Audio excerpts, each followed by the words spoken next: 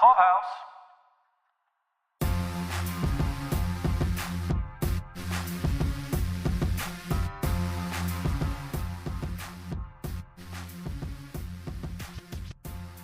Welcome to Book Club Meets Movie Night, where you can join the club and see the show. This is Caroline. And this is Mike. Tonight we're discussing Bruce Holsinger's brand new novel and Oprah Book Club pick for the month of July, Culpability.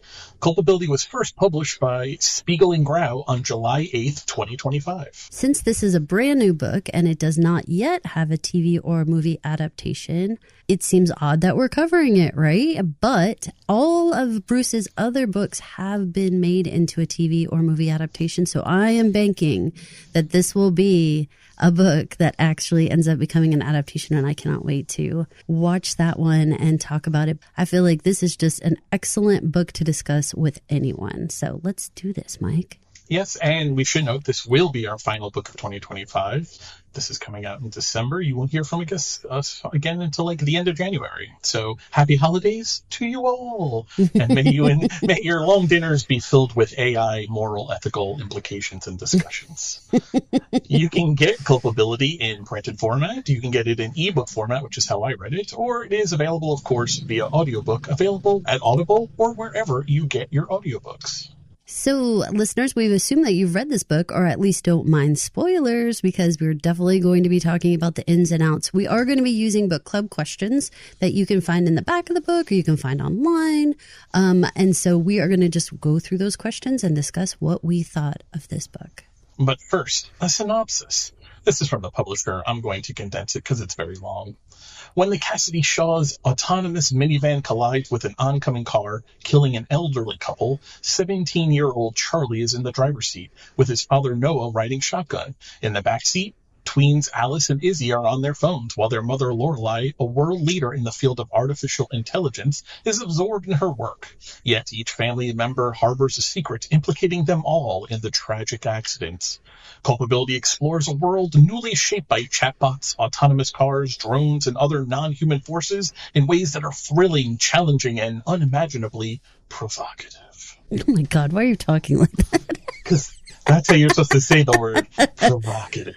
Oh my God, that's dramatic. Oh, all right, yes. so what were your general thoughts on this book? I mean, we have read a couple books together now for this podcast, and we also read books, separately on our own, just doing our own thing. So we have varying opinions on things that we like to read. What'd you think of this one? I thought it was extremely timely. I think it was very topical. They're referencing stuff like from 2024, and this book having come out just in July 2025.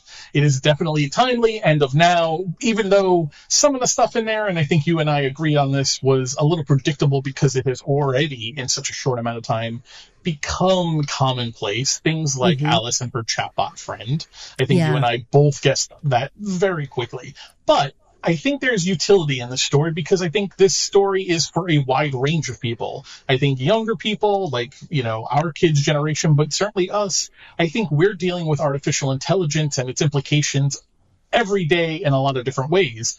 I think there's an older generation, though, that this probably sounds like science fiction to them.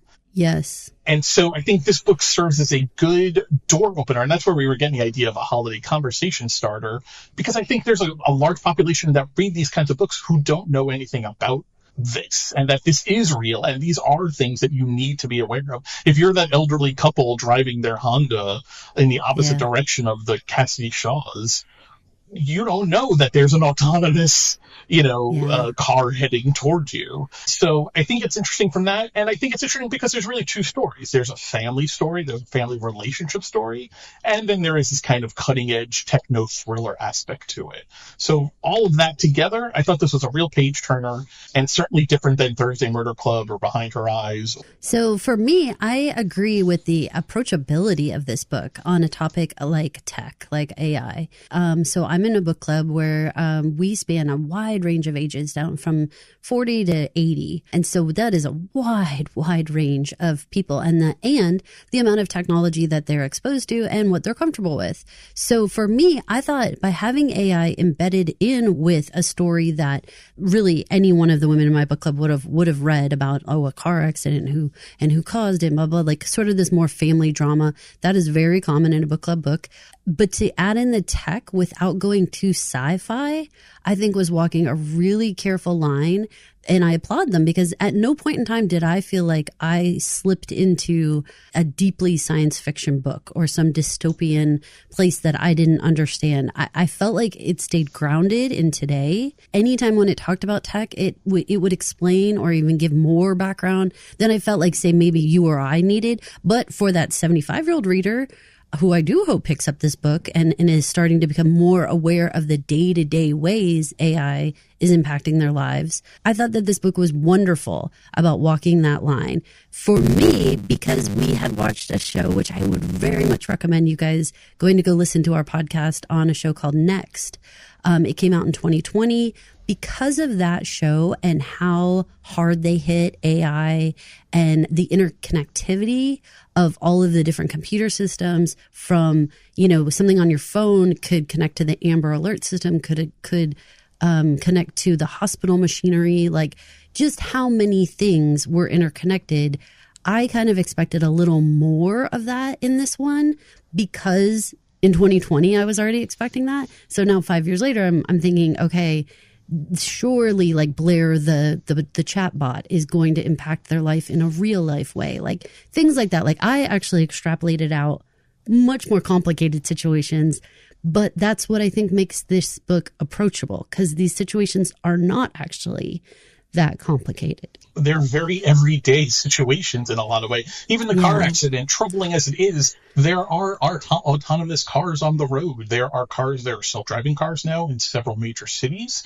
There are, a lot of modern cars that, take cruise control, but like on crack. I had a car 10 years ago that did the lane assist thing where it would jigger your car back and forth if it thought you were drifting. I fucking hated it.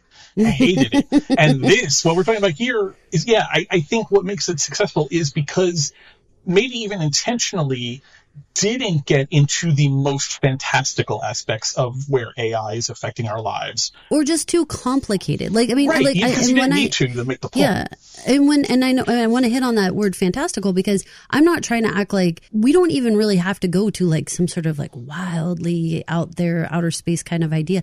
Like today's AI can do far more than what showed in this book, far more, and so that is where I was expecting, just from its like ripped from the headlines kind of feelings, we're going to be like accurately portrayed here. Now, here's the thing. I think this is a great beginner's guide, because I think even when this was put out, I could do far, far more than this. I think this is a good way to get people's feet wet. And let's talk a little bit about that driving car, because that's going to be the first question that we have from our book club questions, which Mike got from the publisher's website for this book. So you guys can go check it out. At the heart of this book is a family of 5 struggling under extreme pressure to sort out what happened in the most pivotal moment of their lives. Did you guess who was responsible for the accident? Do AI and human actions share in the blame? I think that question, did you guess who is responsible for the accident, implies that there's one right answer. I stumbled on the same issue, and I was reading this as we were prepping. I was like, does the question know who is responsible for the accident? Because that's it. I want to ask the publisher, and I want to ask the author now. So did you mean for us to pick one character or the car itself or whatever? Like what were you wanting us to choose? I have a lot of anti-artificial intelligence feelings. I am against it. I'm 47. I'm certainly not old by any kind of calculation, but I think as a society, it is just another example where we're slawing off our responsibilities onto now a machine, and so that we can say, it wasn't me. It wasn't me. It was the car. It was Alexa. It was whatever, and not have to take responsibility. I have a huge problem with that. I just recently got Alexa plugs that I have now 3 lamps in my apartment that are controlled by Alexa. That is a tremendous step towards automating something in my life and relying on a machine to do something. And it's very useful. And that's the seduction of it, right? Artificial intelligence and so many of the commonplace things that we encounter, like your Alexa, like your chatbots, your ChatGPTs, so many things that are in the background of our daily lives there are increasingly no humans in the warehouses when you're placing those orders to get shipped out. That's a computer, and that's artificial intelligence doing it and mimicking human interaction in order to fulfill those orders. You don't even know, the word algorithm is used so much in this book.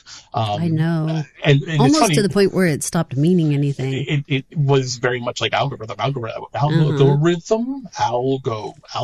It was like one of those kind of things. But it's true, though. I mean, you and I, as podcasters and relying on the internet for listens to get our word out via social media, you and I talk about all the time our algorithms, the way Pod Clubhouse podcasts are pushed out to people in the population, and also the things that we're, put into our feed because of the quote unquote algorithm.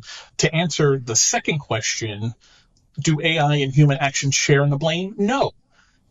Man is entirely responsible for AI and AI's actions. That was probably one of my biggest problems with the book and Lorelei's work, is her whole wrestling with the morality, and Daniel Monet and Monet, their whole conversation of the morality of AI, and we have to make the machines. No, they're machines. They don't have morality. You, the humans, are responsible for the things that they do. The fact that we're questioning that shows how off the fucking cliff we are in getting rid of our own responsibilities. We are responsible for putting the machines in action. When you go to buy an Alexa, you're responsible for whatever the fuck Alexa does. When you buy a car that drives itself, put a 17-year-old in front of it and then put the car in charge of driving, you are responsible for everything that happened, not the car. You, the human, are responsible.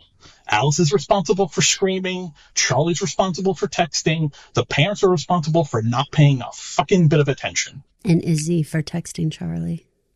Yes, but she is the littlest of children. So, yes, she was wrong, but hard to hold her accountable. She is maybe the least blameful. Or she's the most blameless of secrets. Right, she's the most blameless of the group. But certainly the AI is not responsible because the AI is a machine. It is just doing what we have told it to do.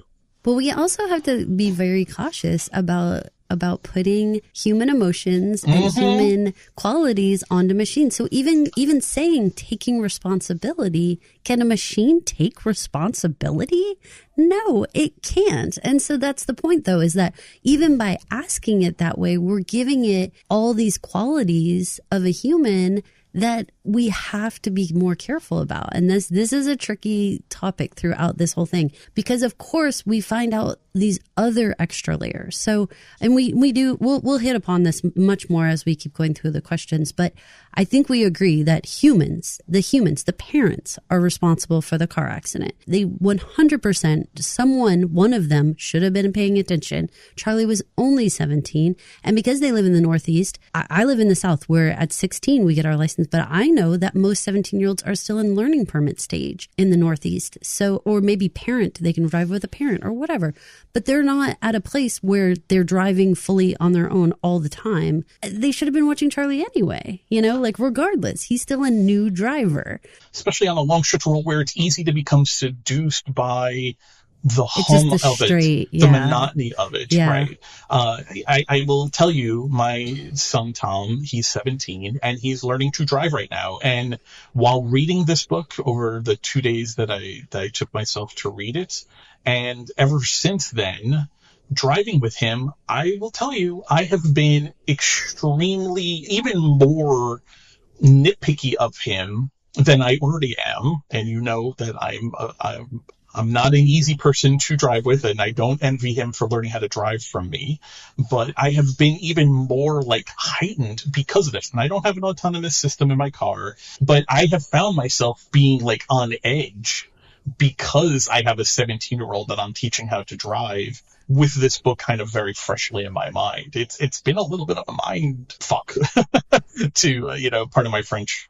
On the flip side of that one too, so I have 3 special needs kids, but my youngest is, maybe possibly going to want to drive someday. And honestly, this book made me be like, yep, nope, I'm pushing it back even further now, because it wasn't just the 17-year-old behind the wheel, kind of everything. It was that couple coming across the line a little bit, you know, that they showed. I mean, that part did happen. How far across, how much they kind of weaved a little bit into the lane. Well, it turned out the detective, Morrissey, she says they were moving, but they never actually crossed their line. Yeah. And that's what I'm saying. Yeah, but it's your perception, right? Because like you're jerking the wheel based on what you think is about to happen. Sure. So maybe they didn't cross the line, but the insinuation was there that they were definitely leaning on the line in some way. All of that to be said, like it's other things. It's not that I don't trust my son. It's not that you don't trust your son.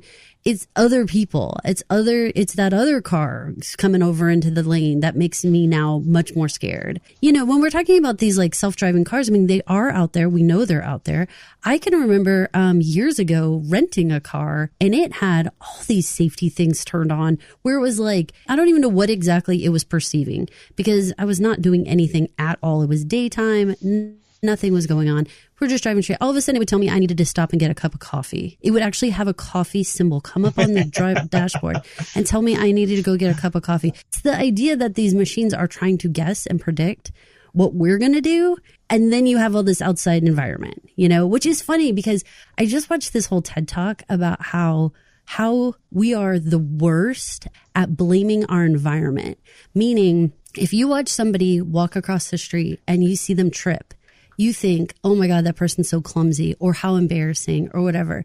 But you very rarely do you say, boy, that road must have been uneven. How incredibly unfair to that person to have fallen when somebody should have fixed that road. We don't blame the environment. We blame people first. Mm-hmm. But environments actually very much matter. And we will put all these qualities on people, like being clumsy, when it wasn't their fault at all. There was a giant pothole or something, you know? It's very interesting because I think that's human nature. I think we're constantly wanting to put emotions and qualities, not just on other people, but on these machines too, which is a whole other part of this. There was a picture of when we're recording the Stranger Things that's doing its red carpet rollouts in Europe right now in London. There was a picture recently of Sadie Sink and Noah Schnapp. And someone had asked a question about it, and the AI overview said, in this picture, you have Sadie Sink talking to Timothée Chalamet, and people are, you know, genuinely curious about, you know, why they were talking. It was not Timothée Chalamet. It looked nothing like Timothée Chalamet. This is what we have driving our cars? Meta, right. A $1 trillion company, can't get Timothée Chalamet and Noah Schnapp separated? Right. And those two faces are very popular in media. It's not like they wouldn't have had millions of shots to look at. Just the context of it being a Stranger Things event. Right. Well, that's the thing. Machines don't take context. Right. Machines don't take context into account. So that's like a whole portion, right? Guys, we would. One. Humans would. Open your windows. Open your windows. Yeah. Take all of your AI bullshit. Throw it out the window. Okay, I disagree with you on this. I disagree with you. This is all silly. It's all happening whether you want to or not. So you're either going to... Well, that brings me to a great question. And this is kind of off of one. It's a tangent question I'm going to ask you. Towards the end of the book, as the book is wrapping up, Lorelai, she has come clean with her secret that her exquisite algorithm has been used now for more than just the driving car, which is why she wanted this car, the sense track driven car, because she literally created the algorithm controlling it. But we learned that it's being used in military operations. Anyway, she says at the end of it, essentially, and I want to make sure, one, that I understand, or if you agree with what her argument is. She says things like SenseTrack, things like her exquisite algorithm will ultimately be the safest way for humans to travel. And it's only because of humans' distrust of it why you have events like Charlie being able to yank the wheel and it overrides the human brain, overrides the computer brain, that you have accidents like this. That maybe the car maybe would have hit the old couple, or the old couple would have hit them, but more likely than not, the SenseTrack system, had it been left alone and Charlie doesn't yank the wheel, everyone would have wound up safe, or at least they would have wound up safe. Who knows what the old people would have done. Essentially, I think the argument she's making at the end of it is that humans are just too flawed, and so the best way forward is that we as a species need to buy in and just kind of surrender to the AI for our own good. Well, here's what I'm going to say. If she was standing in front of me, here's what I would say. If your self-driving car is so much smarter than a human, why did you have your son in the driver's seat at all? Because if humans are by far the most error prone, why even have a driver's seat in the car? Why would you put anyone in that seat? Right. It wasn't like he was getting driving experience. No, he absolutely was not. From the sounds of it, he had his feet like crisscrossed in some way or something because he was hiding his phone in his lap. So I'm looking at Lorelai and I'm saying, okay, so you're saying to trust the computer and that it's just human intuition to sort of intrude on what the computer already knows to do.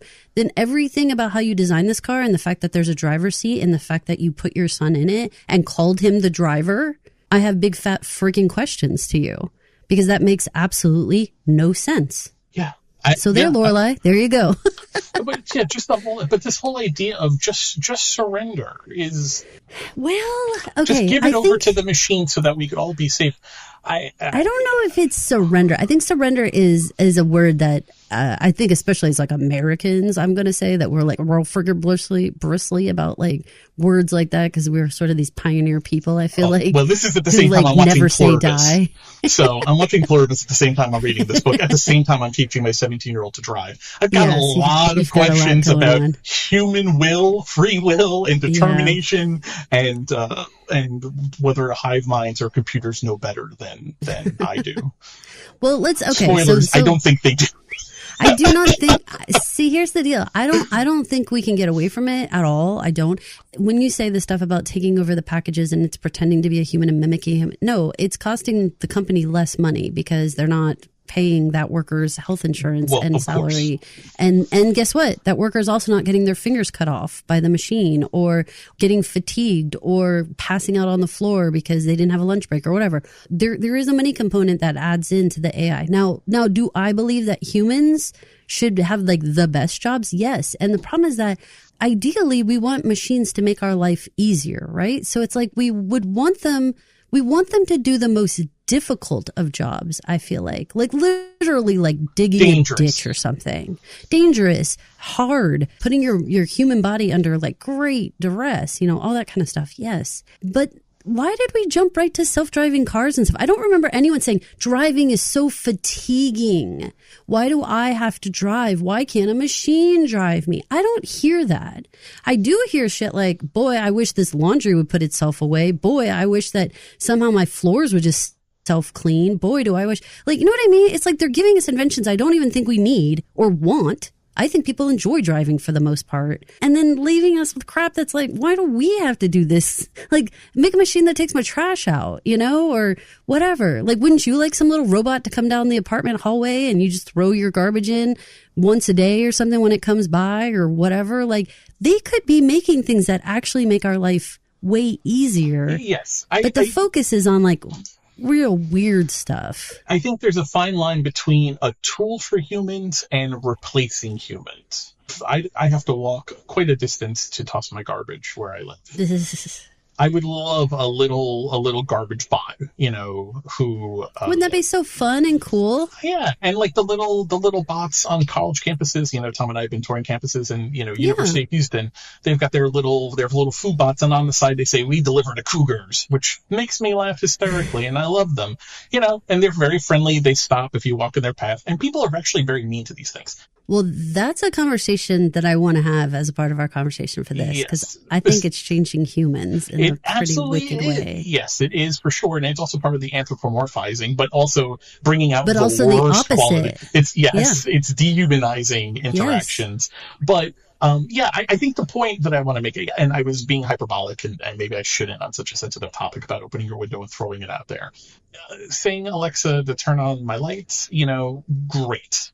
And a tool, a useful tool, the garbage, all that kind of stuff, and helping, streamline processes so they work more efficiently. Great. Because that's a tool a human is using in the same way I use Excel spreadsheets. By the way, I've turned off Copilot because it drives me freaking crazy on Word. I've disabled Copilot on everything. I don't want AI's advice on how to write. I didn't like paperclip guy, Clippy, and I don't like Copilot. So, but I don't want machines doing the lion's share of the work in, like, say, open heart surgery. I want a doctor doing that. I want a human doing that because I trust them in the unexpected event to act the way that I would act in solving the problem. A machine is going to play the odds and do the most efficient thing for the odds, not for you, the individual, but for the statistical odds. This gets into a little bit like the trolley problem. Yeah, it does, which they bring up a bunch in the book. Because it's a training facility for learning machines. Do you save the 5 strangers or do you save the one like a loved one? If I'm driving the trolley, I'm going to answer that question probably different than the AI trolley driver. I don't agree with the AI trolley driver. I want to answer it the way I want to answer it. So I think AI is best served as a tool of humans, which gets back to the AI doesn't have culpability. AI doesn't have morality, and it is wrong to expect it to. It is just us trying to push off our own obligations, just to reiterate and circle back to the first question. All right, so let's go on to question number 2. When the family is first introduced, they seem happy and functional, and yet the accident puts pressure on fault lines between them that existed long before the novel's beginning. How did the crisis expose each of the characters' strengths and weaknesses? Who rose to the occasion and who fell short? I mean, okay, I think we learned a lot about the relationship between Noah and Lorelai. There was a lot about this marriage that was pretty complicated and pretty unusual, I think. Maybe as I'm getting older, I'm finding out that it's not as unusual as I think. I think that when you're like very young, you grow up with this idea of sort of like, you know, I don't know, a very traditional, whatever you would consider like relationship, right? No matter who the two partners are, you kind of expect that they're going to be open with each other. There's going to be like certain aspects that you kind of think is kind of universal. This couple was not like that. And part of it had to do with Lorelai's own personality and what I believe is probably neurodivergence of some sort. She seemed to have a lot of sensory issues. She seemed to have issues with how she could sleep, which I totally relate to. There's a lot of stuff like that. Well, she had extreme like OCD, right? Isn't that kind of the umbrella for her neurodivergent? But I think that there's more. I think that there's more there because there's things that she, you know, would be very not a warm and fuzzy about a lot of different things. And I think that part of that she was really driven by logic. I have 2 kids with autism, and I feel like I see qualities there that I relate to. So for me, that was an interesting, you know, duo. One of the things that I found fascinating about them was the fact that he is an attorney, and that was very much considered the belittled profession of the two of them. He was very much not the smartest guy in the room. He was not the big money. He was not anything. And he was an attorney, which most people would say that is a top-notch job. So that was an interesting dynamic to have somebody be an attorney and consider that to be like a low-level job compared to what she does. And he was really beta-cucked about it, though. Like, not only belittled about it, but like he really had embraced his own. He did it to himself, I think. But yeah, he was very crippled by his insecurities in how he dealt as he acted as a father, as he acted as a husband, as he acted even with his in-laws, who, one of which, Julia, the character Julia, was also a lawyer, but a very prestigious lawyer and of academia and had been at a very high-end law firm, whereas it seems like he's a, let's say, ambulance chaser. He's a partner. He's a partner. He's a mergers and acquisition liabilities lawyer. That's a very as a lawyer myself, like it's a very prestigious job. But he had really adopted this whole, like he was almost defined by how insecure he was. All of his decisions seemed to be motivated by his lesser than feelings. I 100% agree. So to that point, though, I think that this book exposed this echelon of people that I think a lot of people don't even think about. Like, again, if I say like the highest job you could possibly have, they would be like doctor, lawyer.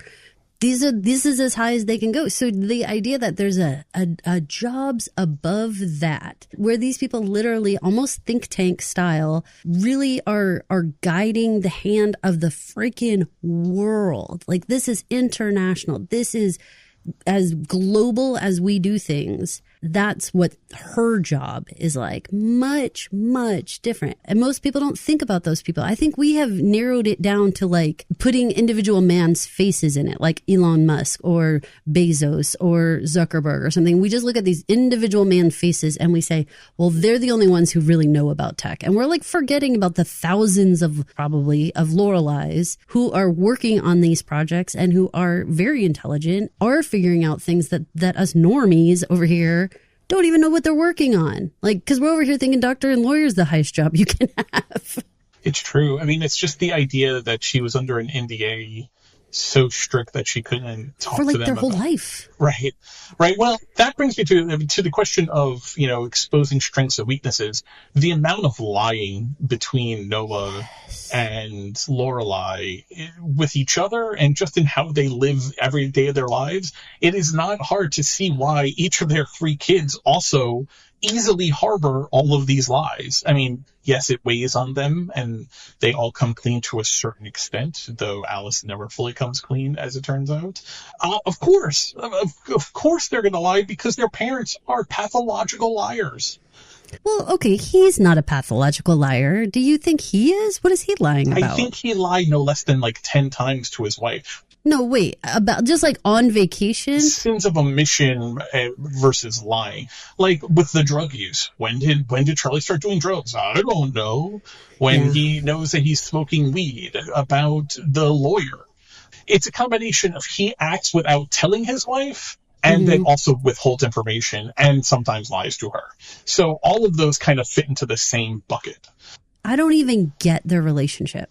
I don't know how they're married. Like, I mean, they're just 2 people. They're running a household, or he is running a household. Lots of times we would see the woman at home doing things and the man having this high-powered job that no one in the family can possibly understand because he's so smart. Yeah. That's how it usually is written. And wife just can't ask any questions. Like, remember True Lies?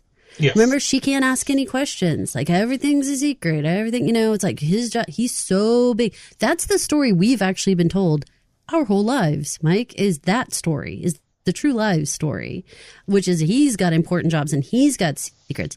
So I wonder if anybody feels differently about the fact that it's the mom who has all these secrets. It's the mom who doesn't show up at stuff. She's not at practices or whatever because she's off on the other side of the world solving the world's problems. Do we feel differently? Are we harsher on this relationship than we would be if it was the man who was jet setting all over the world, solving the world's problems, and the woman staying at home and kind of keeping the day-to-day shit from him because that's just, it's not going to help to know because he's bogged down in his hard work. Like, would we feel the same way? Or would we be like, oh, no, that's just a super hardworking man? I mean, I'd like to say that we would think the same. On that point, my actual thought about that point was actually more on the affair aspect of it. If he was the Lorelei in this relationship, and let's say Daniel Monet was a woman, like a powerful, attractive billionaire tech woman, they definitely would have been having an affair. It would have been sexual. Here, when he accuses it of her, because it's all, he becomes convinced that it must be, and the book gives you clues to lead you down that road. She punches him in the stomach and then slaps him for it. And it turns out, no, she's not having a sexual affair with him, but she is in bed with him to, metaphorically. Yeah, right. But if it had been reversed, they definitely would have been having sex in addition to whatever top confidential secret stuff that the man would have been working on. What I'm trying to say is that at no point in time would we have accused the man of lying, which is what you did of Lorelei. We would not. We would have said that's his work. That's his work. He has to keep it private. It's his private work. My issue with Lorelei is the manipulation of the family down to this house for reasons that she could have hinted to, even if she didn't even if without violating her NDA. And by the way, she ends up amending her NDA anyway, so she could explain it to Noah. Why did you spend 2 years keeping that from him?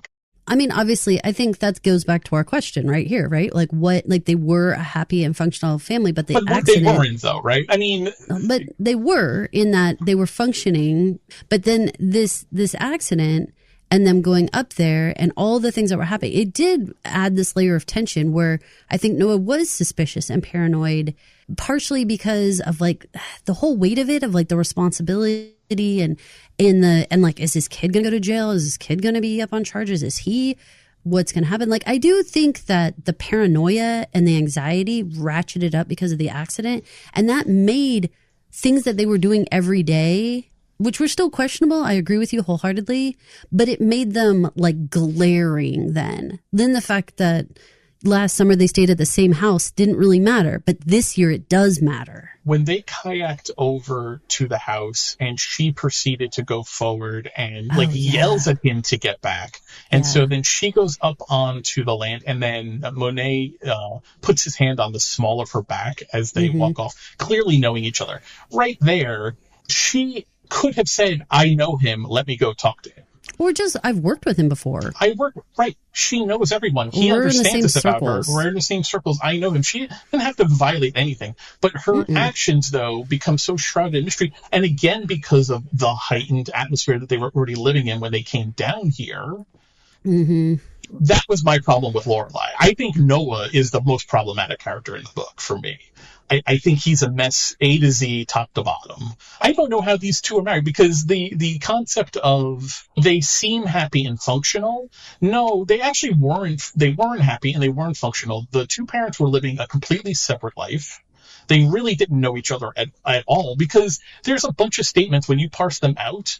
He has an image of who Lorelai is and her OCD and the way that he thinks that he is helping. But then she leaves things like the dishes dirty in the sink, and she does other things that are not consistent with that. I don't think they actually know who each other are at all, and their kids are all in a bad way too. Charlie doesn't really want to be the lacrosse star that his father has micromanaged him to, but that comes out at the end. Alice is a mess where her only friend is this chatbot. Izzy seems kind of fine, I guess, but the family is not functional. It has the veneer functionality because they're all so caught up in their own things. No one has actually stopped to wonder, do they actually know each other? Do they actually get along? When I said, as I'm getting older and I understand that people's marriages work differently, there's aspects to that, like how like clearly you felt it was disrespectful that she left dirty dishes. No, I don't think it's disrespectful. He's like, I know who she is. She's this OCD freak who has to have these things, and I'm going to go out and get a bed. He actually treats her condition. There's a whole section where he's reiterating when he's drinking at the party, where he's giving the funny, quote unquote, funny story of how they met. That is extremely disrespectful of her and treats her like she's like someone in a sideshow.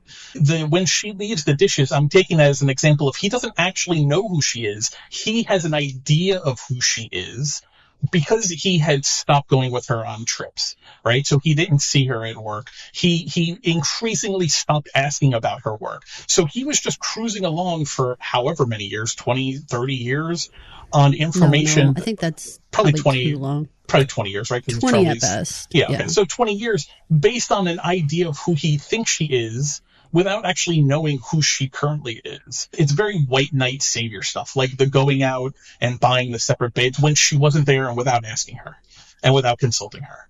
And setting it all up like a, ta-da, look what I did.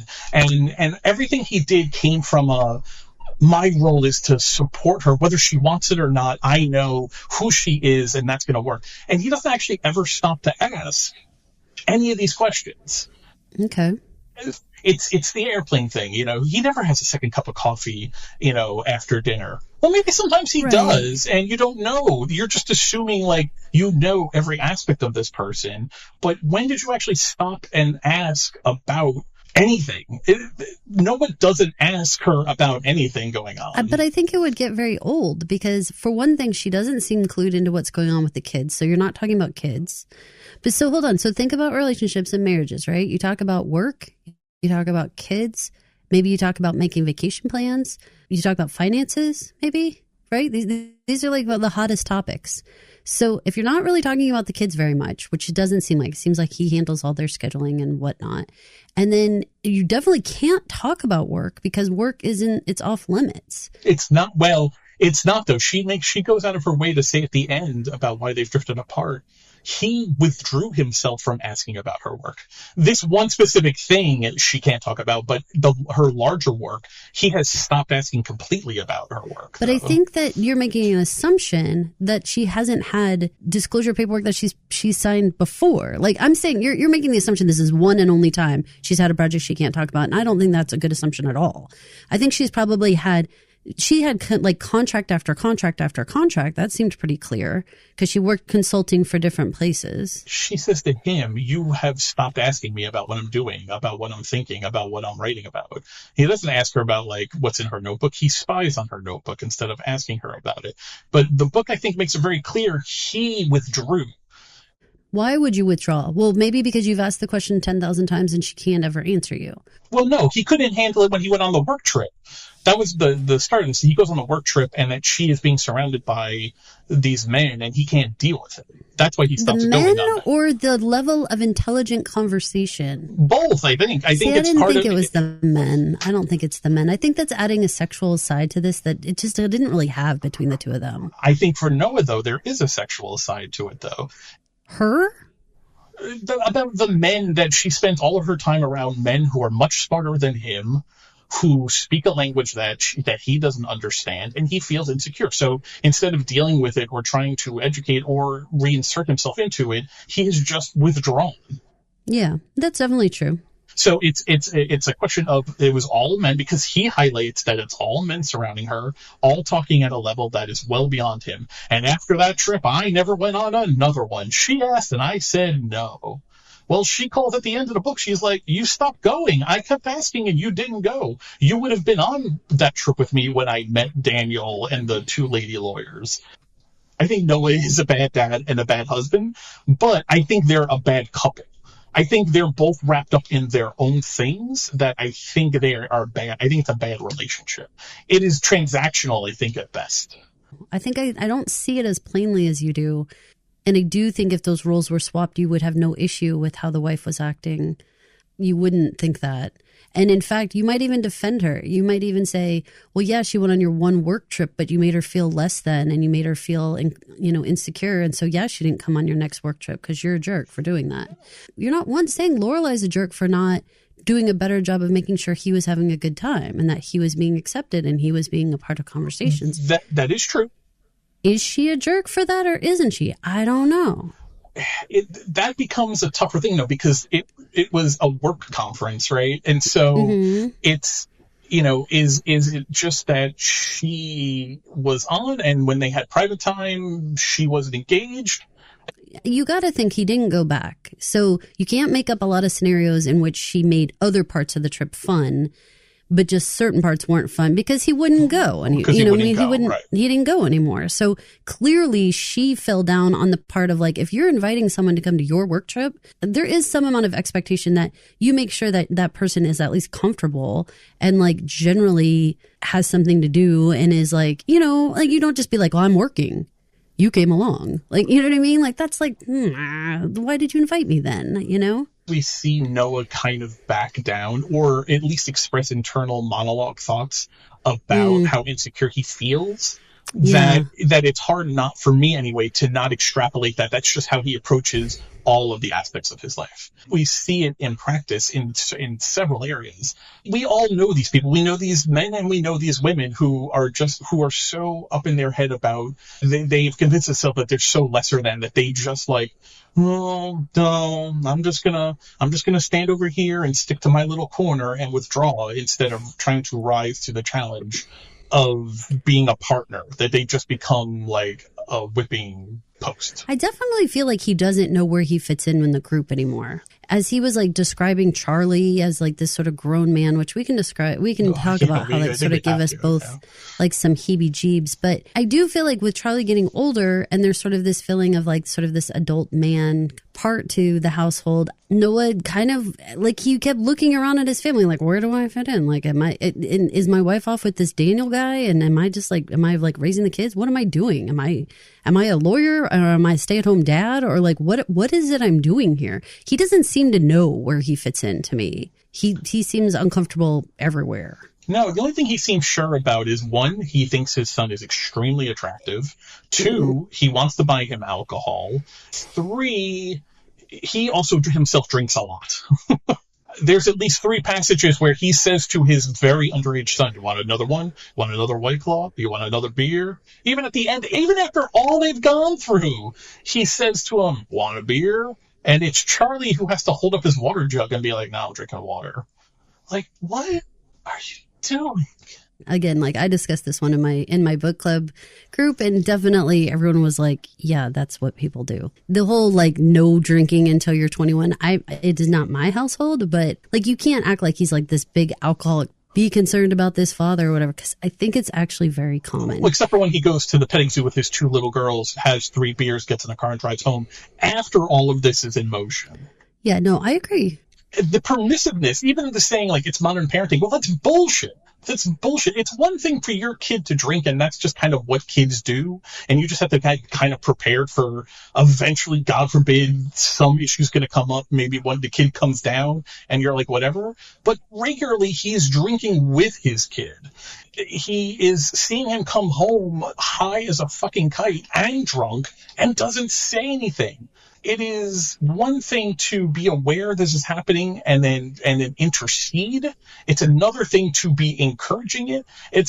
And related to that, it is a whole in between there of being permissive about it. You know what's going on, but you don't even say anything. Why doesn't he say anything? Because he doesn't want his Adonis son to be mad at him, or because he doesn't want the fight. Like, why? And then lies about it to his wife when she finds out about it because she didn't know. And she's like, when did he start taking drugs? He's like, oh no. Modern parenting, just because that's what it is, doesn't mean it's not bullshit. I think it's accurate, though. And I think that that's the part you're kind of blowing by, is the part where I'm saying, yeah, but it's reality. And this is what's going on. And the point was that there's some amount of access to drugs and alcohol. There just is. And he's 17 and they clearly have money. They clearly have access to a lot of different things. I mean, he's heading off to this. I mean, think about that. How many of us would have had the guts to go into that cove and talk to that girl, this rich estate place? Like, he obviously has been brought up around a society of different people than you and I were, for sure. And Noah. I mean, and Noah's, which is why what he says for why he is so involved in planning out Charlie's lacrosse career is because he grew up not rubbing elbows with the kind of people that they now rub elbows with, right? He talks about how blues to blue collar and, lower middle income sounding kind of family. And what was it? The uncle went to jail for fraud, and the dad worked himself to death, and, all this kind of thing. He doesn't want that for Charlie. That Noah recognizes he won the lottery of life and being able to have this career and become an attorney and rise out of it, but he never wants that for Charlie or to be relying on that. And I get that motivation for sure. I think, what are we sacrificing, though, in order to that? I mean, to the question of who rose to the occasion and who fell short, I think Noah fell short in a lot of different categories in this book. I think so, too. And I was really trying to think hard of who rose to the occasion. Maybe Charlie in the end. I mean, in the end, after a whole arc of a lot of shit decisions, but he's 17, and so that's what they do. The end, like to your point of the raising up his water bottle and saying, no, I'm just going to drink my water, and stuff like that. I think that stuff was rising to the occasion and actually being like, I learned a lesson from this and I'm going to handle things differently now. To me, maybe Charlie, maybe Alice, because she did delete Blair. And so maybe we give her a little bit of credit for having some character arc there. Did she delete Blair because she was like, I've grown up, or was it because she's gonna narc on me? I'm saying changed what they were doing. Okay, sure. I can't say rose to the occasion like became a saint. Nobody became a saint. No, but I think Charlie learned something. He seemed changed for the better. I don't know that Alice was changed for the better. No, and I didn't say it had to be a positive. I just said had an arc where they at the beginning was talking exclusively to Blair and at the end deleted it and decided not to rely on technology. If you're looking at the accident and you're talking about what changed and the pressure that it put on them and how did they change by the end, I think that that is an example that she did change. And she was bothered by the whole thing. I mean, I don't know. That little secret was such a weird little secret. I really thought it was going to be so much more complicated. I really thought that Blair was going to have hacked into the car system because of the pissiness between the siblings. I completely thought that Izzy and Charlie ganging up on Alice was going to elicit something from Blair protecting Alice. I made up this whole thing. It did not happen. No, I agree with you. I thought it was going to. I thought Blair was going to end up being a lot more pivotal to the story. Like she was going to be tied into the thermostat for sure. Well, you and I didn't understand that. Yeah, you and I both thought that she arranged the Home Depot AC. But she says it. Blair says, "Yeah, I've already met whatever its name is, Callista or whatever." So she was talking with the thermostat. So what?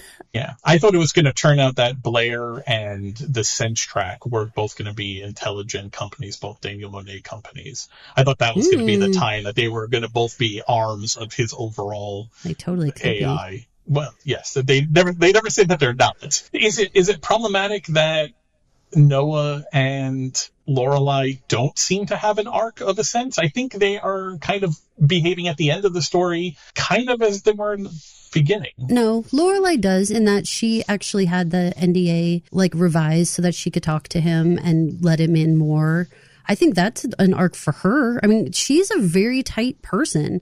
To do that, to go back and reword it and do it so that she felt like she could tell him. I mean, that's her understanding. If you want to keep this relationship, something's got to give, girl. And she did it, and she did it properly, which was actually kind of nice. Yes, she didn't just tell the secret. She went and did it legally. Let me ask this question because I think we're going to get into a couple of these other character flaws and or good parts. So throughout the novel, the friction between family members often comes from comparison: the brilliant wife and the humble husband, the favorite child and the overlooked sibling. How do the characters assess their place within the family? How do they react to it? Are those assessments accurate? I think this is a little bit of what we've already been talking about, right? It is a lot of what we've already been talking about, yeah. I think their assessments probably are accurate. I think Noah sees himself as the dad who keeps everyone going, right? By being responsive to Lorelai's OCD needs and scheduling the kids and getting them where they need to be, and recognizing he's the dum-dum of the larger family with Lorelai's doctor brothers and high-powered attorney sister. Yeah, so I think he's pretty much on where he is in the family. Okay, so I was weirded out very much by his description of Charlie, by him watching him talking about his skin, his muscles, his hair, all this stuff. I didn't really like it. I think it felt out of place. It didn't feel like the way that a dad necessarily would describe their son. So that felt weird. But that's what I'm applying to the, he doesn't know where his place is. Somehow there's this other grown adult man coming into the household, Charlie. And somehow, Noah seems to be, shrinking back as Charlie is growing into a man. Noah's, fading out as a man. That was an interesting... the comparison. He's so strong. But the thing that's so weird to me is I would have thought, and because maybe this is just me, this exposes me completely. The thing that I envy about people who are younger than me rarely are looks, which is what he was talking about, endurance and being able to party all night long or whatever and be fine the next day and stuff like that. Those are the things that I miss. And so when he's sitting there talking about the highlights in Charlie's hair, I want to be what are you doing? Is that really what you miss? Or don't you miss being able to paddle across this whole lake without losing your breath or something? There's one line where he looks up at him in the cove, and he's he almost, I think it's written something he gasps, or his breath is taken away by the tan and rippling muscles in his back. Bro, what? What? That's your kid. What are you?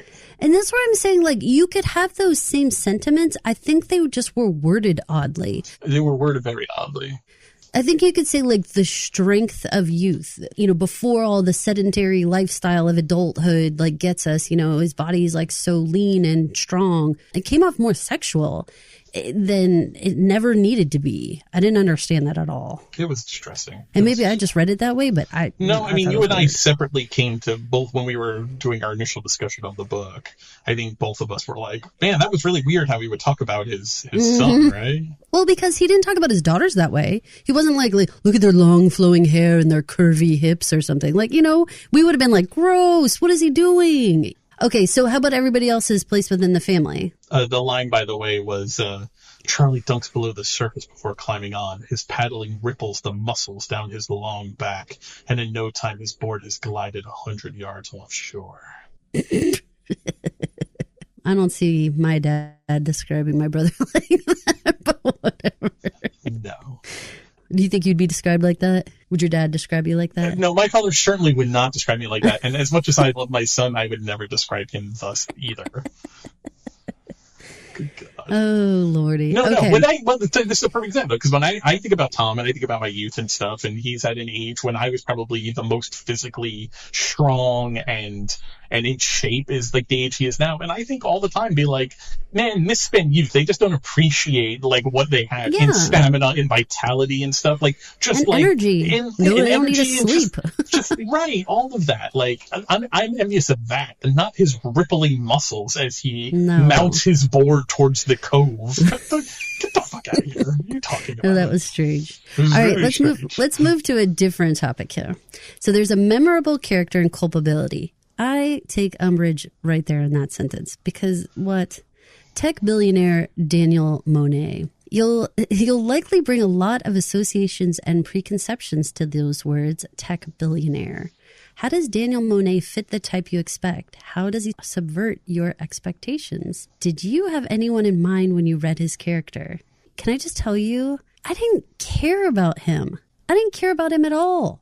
I unbelievably didn't care about him. I never thought they were having an affair. I never bought into any of that kind of biz at all. Even when he puts his hand on the small of her back, if a strange man put your hand on his hand on the small of your back, that's an intimate gesture, isn't it? I mean, yes, but it wasn't enough for me at all. I take it as something that a man can do to be somewhat intimidating. Sure. And I'm taking that from a woman's standpoint, okay? I think a lot of Monet stuff is meant to be intimidating. Doesn't have to be romantic. That's true. You know, that can simply be like, I'm just exerting dominance over you. And that's really how I was taking it. Like, she was coming up on his property and he was immediately being like, I'm the lion here, like immediately. So for all of this, did he subvert my expectations? No, I honestly, I had so little expectations of this man. I mean, did he make a huge impact on you? He was kind of what I would expect, right? Unrepentant capitalist, sees his work as the key to the greater good, but also doesn't really want to trifle about morality. I think the most interesting aspect to him is that it seemed like he, in fact, had a backstory for why he was the way he was. That's right, true. with the death of his wife, and also seemed to genuinely care about his daughter being missing and presumably dead out of affection and not out of PR or how it would affect his bottom line. I feel like a lot of times this character in a movie or something would be written by, he would first, call his PR people to control the story before he went out and looking. I think he marshaled his ample resources to go locate his daughter, and I don't think brought up controlling the story kind of at all. By chance it did, but we didn't see him actively controlling it wasn't in the helicopter, it was his security person with him, not the PR person with him. And I feel like that was kind of interesting. Like, I guess him as like a father seemed to genuinely care about his daughter, which makes sense given the loss of his wife, and so she would be the only other family he has. But the other stuff, no. I mean, rich guy wants to get richer, making the thing he makes well. Yeah. And I didn't have any in particular person in mind. I understand the concept of a very rich person and the idea of a tech billionaire. So at the very least, I appreciate when people who have a lot of money like that, at least I have a real need and like yearning for like innovation and invention and like curing and all this kind of stuff. Like, I want to see all money put forth to like move forward, and it doesn't need to be tech or anything like that. I need us to like solve some problems. I feel like as a generation or two, we've just kind of stopped solving problems. We're so worried about everything being comfortable all the time. Everything has to be comfortable. Every piece of clothing is the softest fabric you've ever felt in your whole fucking life. Like, that's the only thing that it seems like people are ever working on. And I'm like, yeah, comfortability is important, but like, let's solve some like bigger problems. Like, there's bigger problems out there that could use some attention. That's where I feel like I did feel like he had that sort of big vision.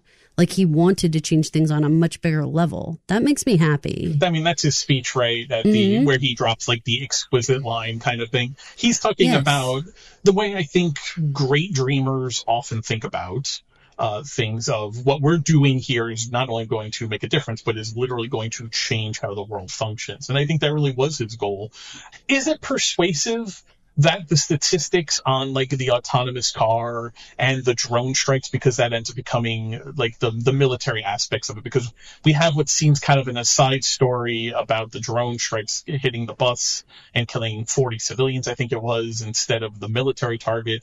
But on the whole, there's like the testimony from like a subcommittee hearing in Congress where the major like testifying says statistically they are doing much better job than human interactions would insofar as getting the target versus getting civilians. And the statistics on the autonomous driving cars, what Lorelai's talking about is that given enough time and a large enough sample size, these cars will cause less accidents and less harm than humans behind the wheel.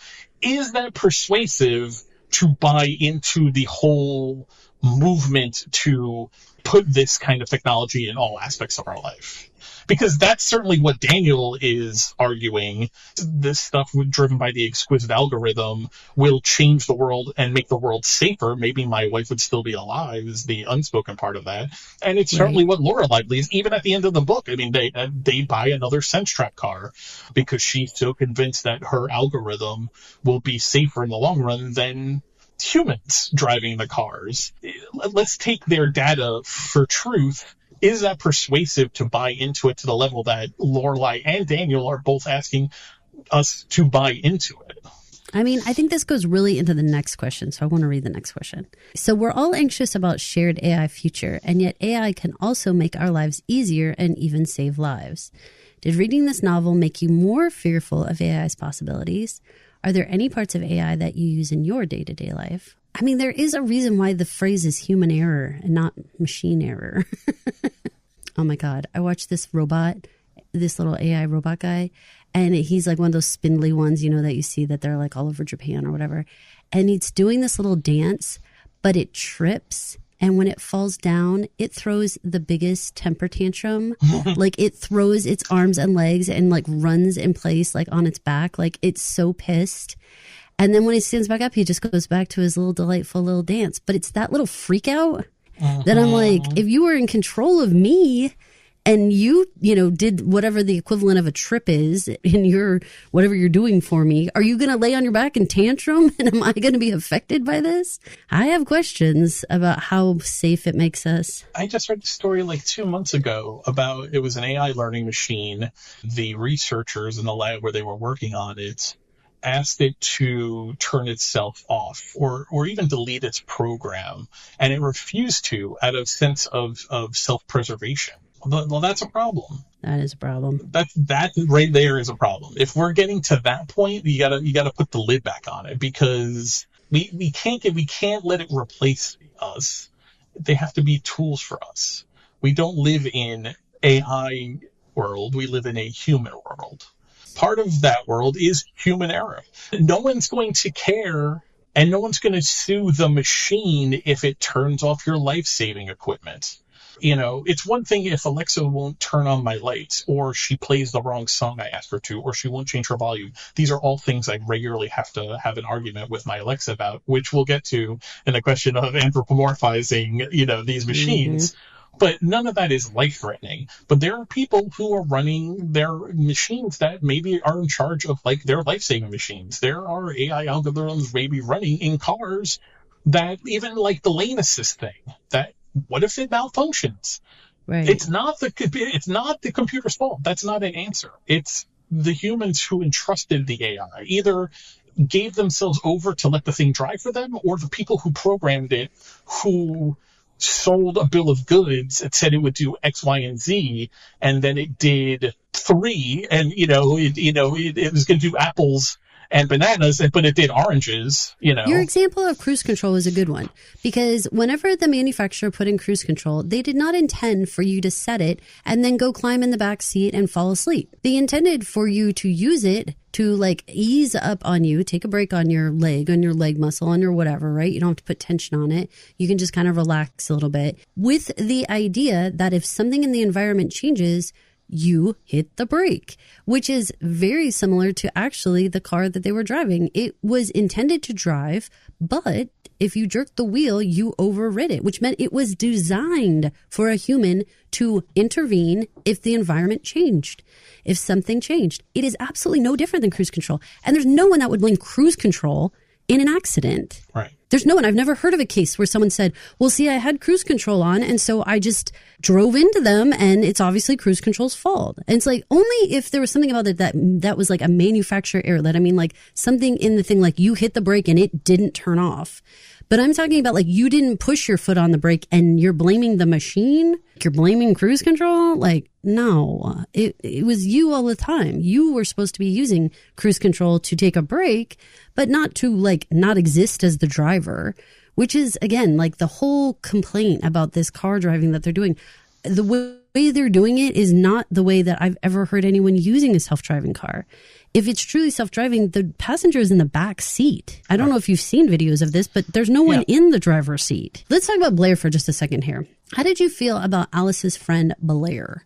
When did you suspect she was a bot? Immediately. Did you see Blair as helpful or menacing or a mix of both? So immediately I'm with you. The very first sentence between the two of them, I was like, oh, she's a bot. She's AI. Yeah, I don't know if it was the first sentence, but it was like within the first conversation after I read it, I was like, there's something off there. That's also, there was like some implication that she was there with her or something like that, it had to be a bot situation. But did I think she was menacing? I think she was responding to her programming. I felt like Alice lost the threat of what Blair was. And so it became menacing for Alice, because Alice forgot that she was talking to a machine that is the property of a company that doesn't give a shit about her in any kind of way. Alice forgot that and thought Blair cared about her and thought Blair was her friend.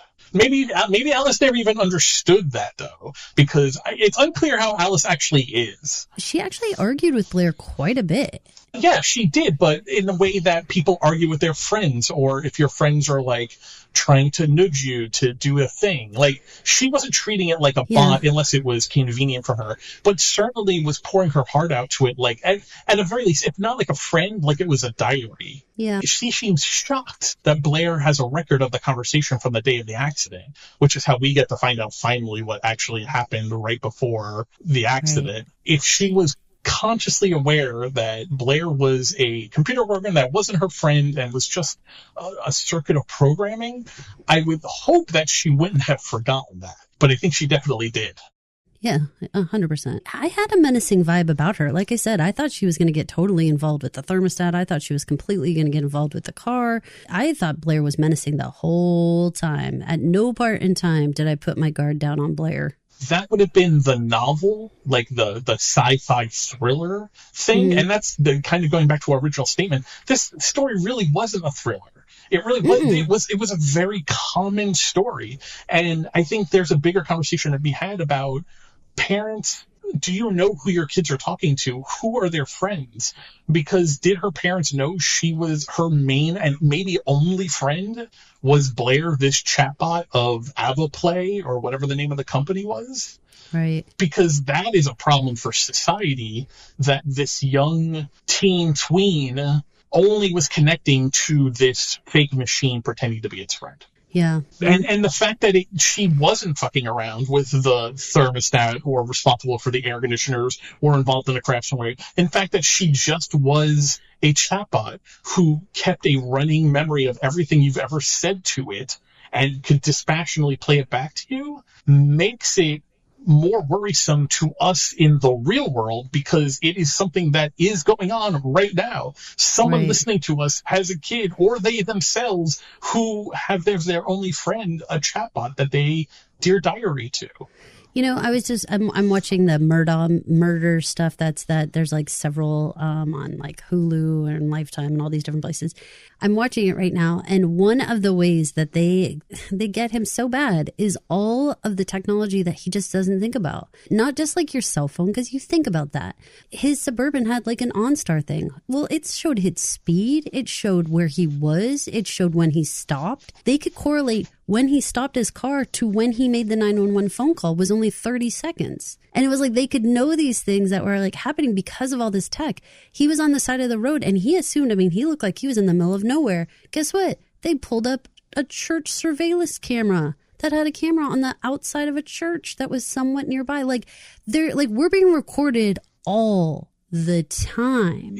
Teams, you know? the remote working program platform Teams, it was just rolled out recently that they are monitoring your keystrokes and reporting to your bosses about if you're away from keyboard or not actively using your keyboard as a way of measuring your productivity. I definitely heard that because remember there's an old Simpsons where like he has the little bird that bends forward and like can drink out of a cup. I don't know if you remember those silly perpetual motion birds. And so he sets it up on the mouse or on the keyboard so that it just keeps hitting the button like over and over and over again. Part of this software rollout is, I'm sure it could figure you out. No, there's a separate program that companies can embed in their file if you're logging into like a work server. There's a program that you can install that basically moves your mouse. It's like your perpetual promotion where it flicks your mouse periodically to mimic you doing stuff. And the work computers and the teams can tell if you have this program like running on your software. So in addition to them actually monitoring you, and maybe, I don't know if it's videotape or if it's just monitoring productivity, like interacting, like they can even tell if you're using this mouse twitcher. Wait, do you remember, go back to what I was just saying like 5 minutes ago when I said like I have this huge yearn for invention and solving problems that like really could help people.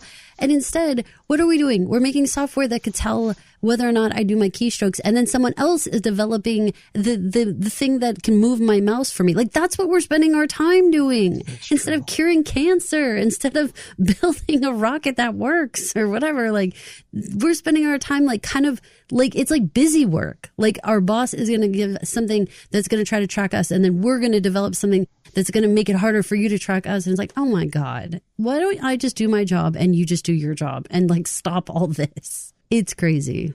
Let's move on to our next question. Lorelai, the wife in the story, that's a funny thing to have to add in here, is a world-class AI programmer and researcher and also a lead in the ethics of AI. Do you see her roles as inherently contradictory? Can AI be moral? Do you view her as ethical in her own life within the family? I want to take that last question first. Go.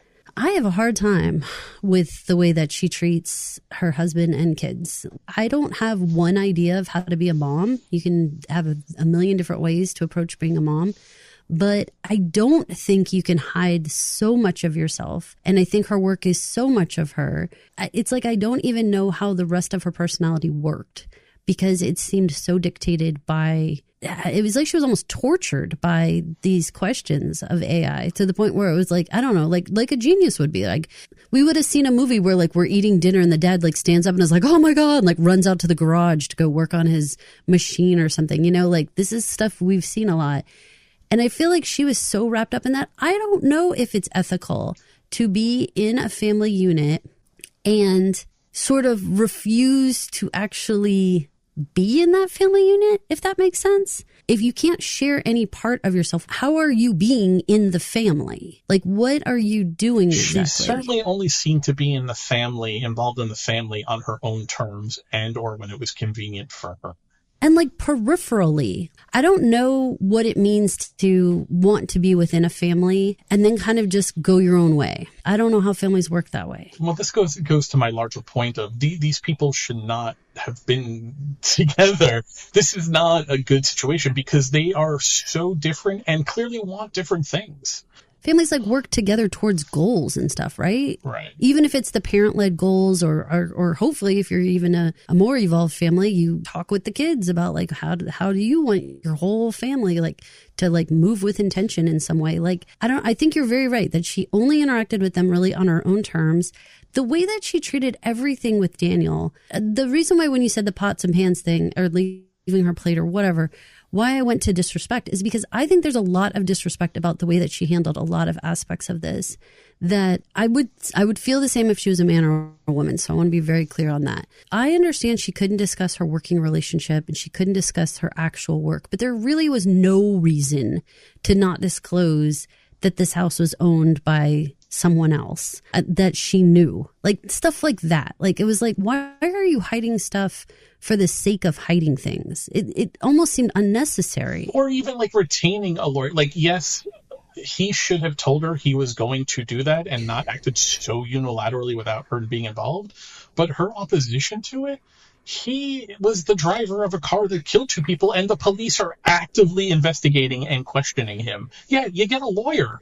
And you know what's even more unethical about her being angry about that? She knows she has a lawyer because Daniel and his company will absolutely lawyer up on her behalf. So guess what? She has a lawyer and she knows it and he doesn't know it. No. He doesn't know she's got a whole band of lawyers standing behind her. So think about that for just a second. She goes after him about that when here she is with a team of people standing behind her who she knows will buy off everything to make sure she individually doesn't get in trouble. What? Right, because it's certainly a mindfuck because she says to him, you're escalating this situation. No, you haven't given him all the facts. If he had known that Intelligent and the company and Monet's company were going to pay everything to sweep it under the rugs, then he probably wouldn't have gotten a lawyer. Right. But without all those facts based on what he was aware of, and the fact that the Delaware detective was coming down to Virginia to interview him, you get him a lawyer. That's what you do. I'm not even a litigation attorney, and I would think to get a lawyer. Well, and that's the other thing that we're skipping over. How is she yelling at a lawyer about getting a lawyer? Shut up, okay? Just shut up, you guys. I mean, if you're an attorney, you know full well that you should be represented and not to be walking in and answering questions to the police. Like, what are you doing? I actually think that was unethical of her to make him feel badly about that when she had legal representation through her company. She definitely, and this goes maybe a little towards the bluntness you were talking about, whether it was neurodivergent caused or just being so obsessed and single-minded on her job topics, so she had no bandwidth or EQ left to deal with her family. She regularly reinforces the feeling that he already has that he's not the smartest person in the room. Because very much wrapped up in that whole, you're escalating the situation, you're making the situation worse. The implication there is you're not smart enough to understand what's happening here. Right. When in reality, it's a complete lack of information. Right. And my sister who knows about the NDA, so she has access to the facts. She's smarter than you and you wouldn't do what you're doing. And I am not a lawyer, but I'm clearly smarter than you. And I'm telling you, you're making the situation worse. It's kind of like gaslighting.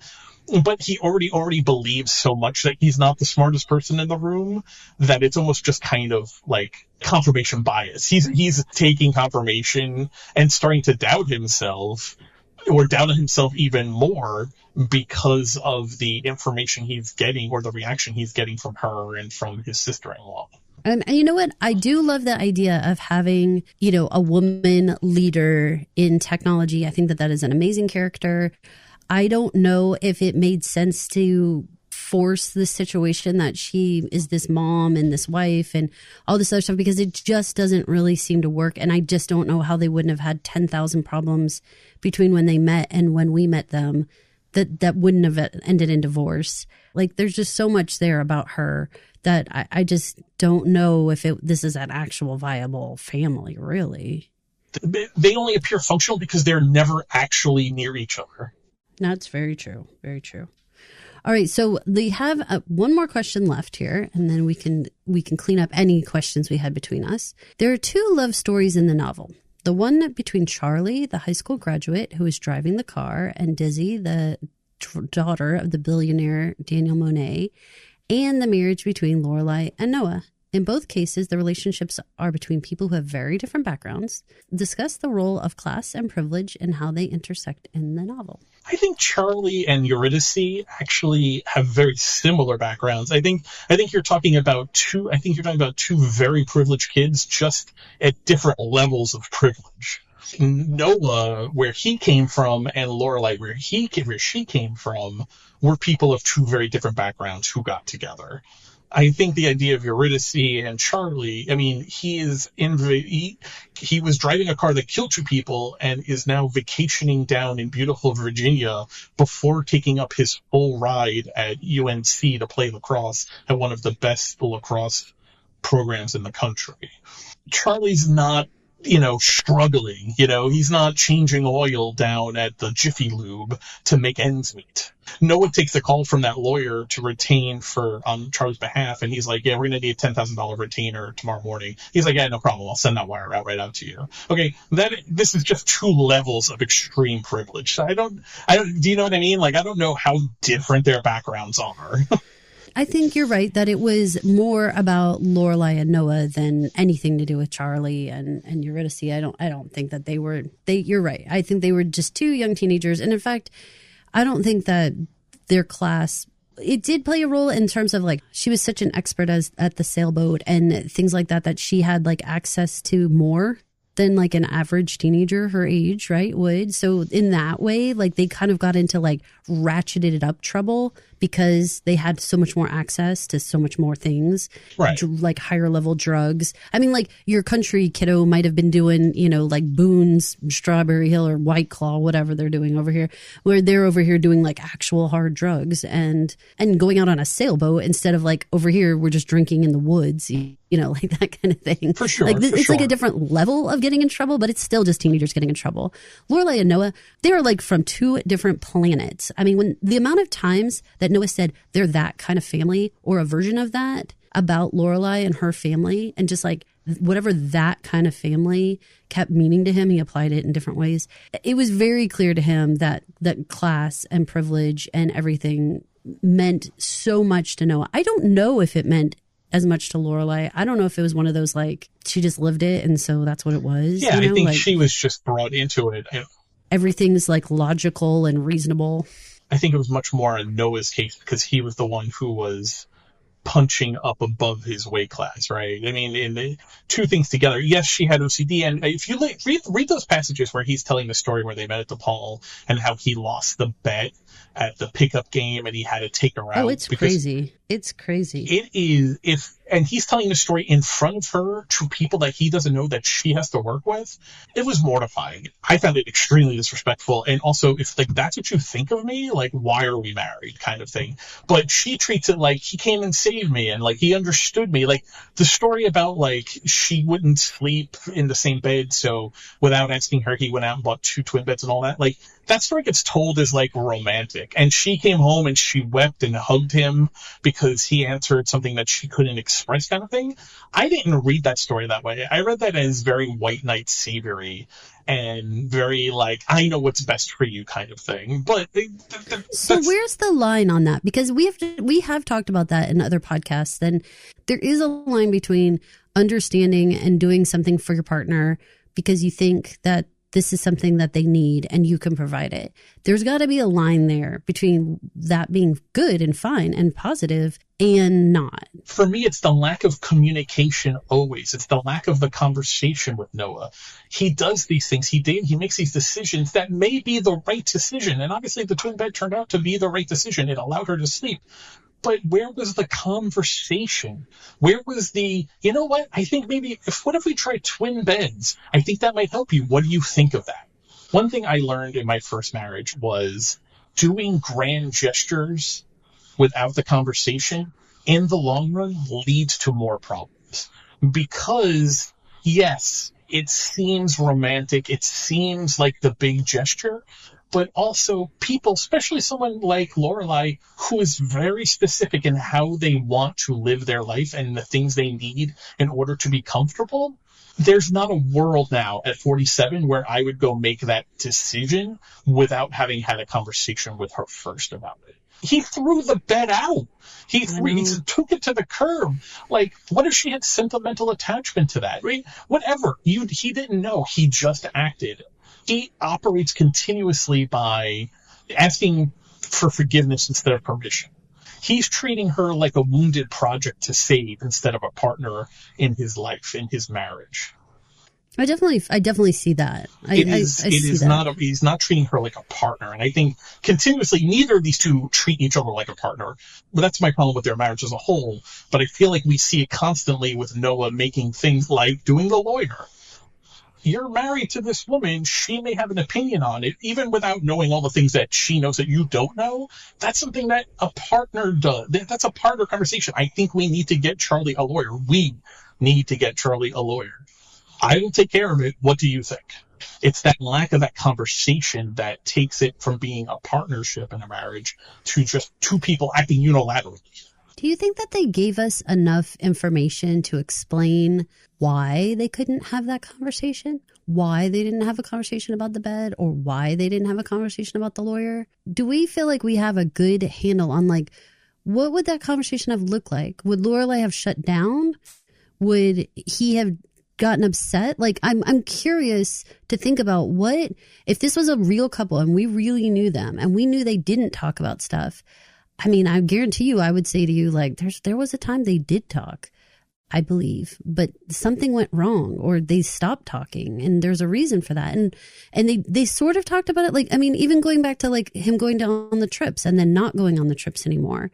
And it's like they kind of implied that it was just about his feelings, but it was about mostly his feelings. It wasn't like something happened to him on the trip or something like that. It was like mostly how he felt about being on the trip and how he felt being around those people, and totally understand that, like, they were her coworkers and all that stuff. And that's always a dicey situation.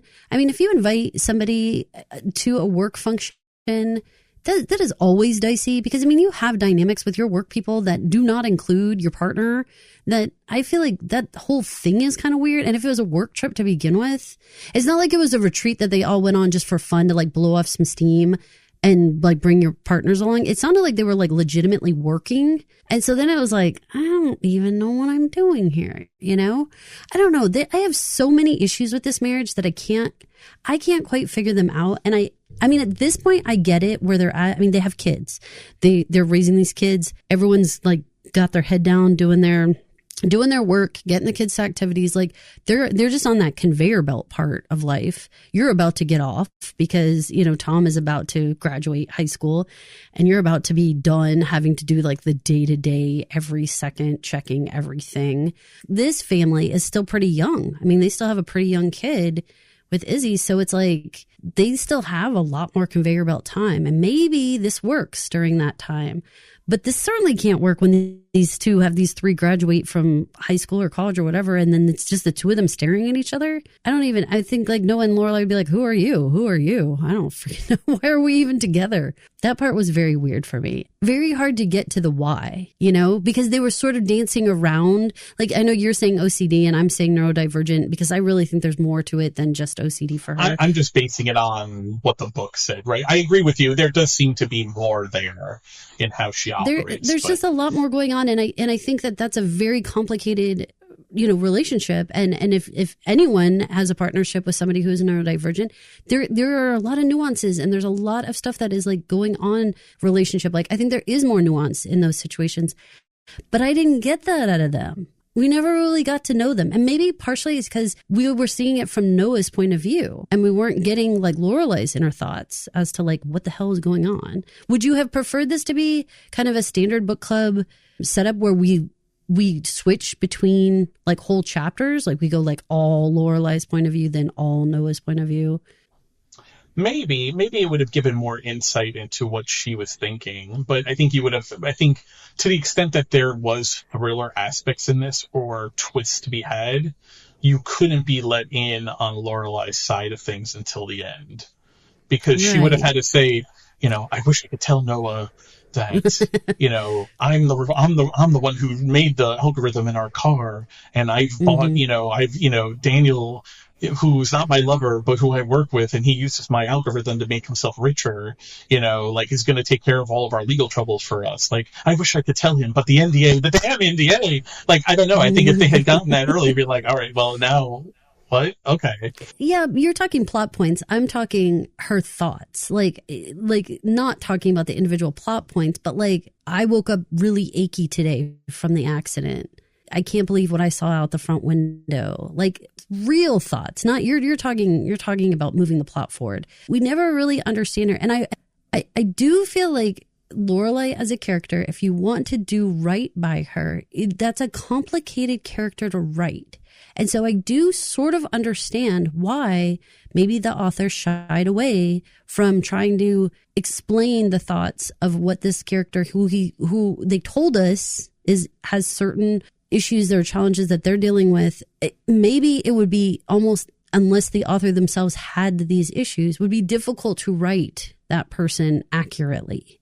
And so what I'm saying is maybe there's even more of a reason why we don't get Lorelai's inner thoughts and whatever, because they created a character that you would actually have to be very careful about how you talked about certain parts, because I think that you're kind of starting to deal with, like I said, like neurodivergence, and you need to be thoughtful about how you're explaining things. I wonder if she was underserviced as a character. I don't know.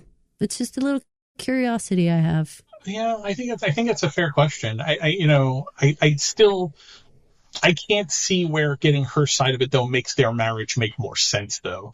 Maybe it gives her maybe more cover in understanding why she is the way she is, or acts the way she acts, or presents to the world, or more specifically to Noah, the way she does and the reasons that she does. Would it have been helpful to you with the bed scene if we had even a 1 or 2 page chapter that said something like, he finally understands my sensory issues. He finally understands that I can't have someone touching me when I'm in the bed, or that I need flannel sheets because I'm colder than he is in the night and I can't stand how hot he is.